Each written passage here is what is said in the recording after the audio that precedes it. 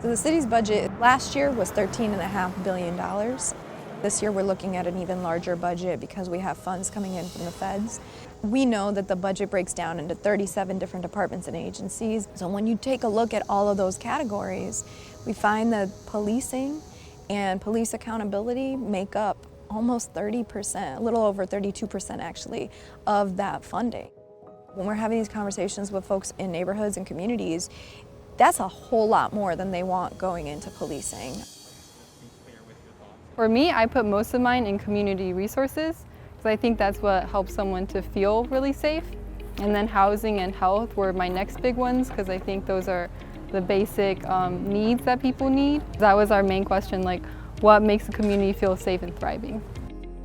People's Budget has been a campaign that we've been working on for about 1.5 years now, where we have been going to have these small conversations with folks in neighborhoods all over the city, really focusing on 13 neighborhoods.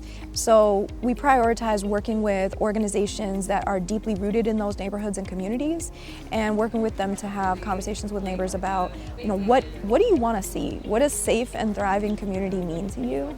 What would you want to see to make that happen? And where would you put the money? Because believe it or not, I believe less police, better alternative to public safety. I'm always concerned about how money is being allocated throughout the city.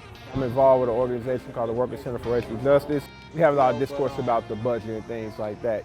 So I would just like to see what the larger community is talking about.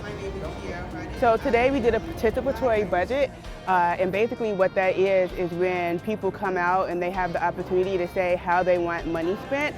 And in this scenario, we gave them 10 tokens, or like 10 little wood chips, and they got to choose between the 6 different elements of the city budget where they wanted their money to go, or their tokens to go. I believe I did 3 for housing, 1 for infrastructure, and then kind of did 2 and 2 for health education and community resources.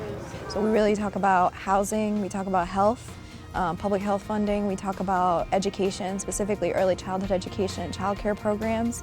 We talk about infrastructure. In fact, people are telling us the #1 thing that they think should be invested in is public health, which doesn't surprise me because we're living in a pandemic, but they're actually talking very concretely about mental health.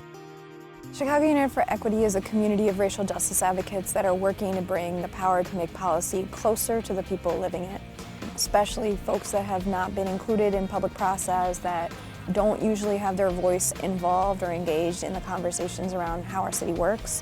That's really what we work on, is how do we bring more people into the conversation and actually having the power to make decisions about our city's future.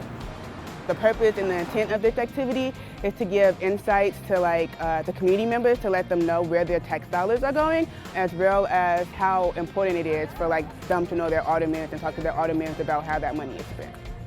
The other thing that we're doing is the block party was really intended to show folks what could this feel like, so you could take it to your own neighborhood. And so what we're doing is working with them now that they've experienced it, we're working with them to host their own party. You can't have someone else who's not impacted determining where we go and where we learn and where we work and play.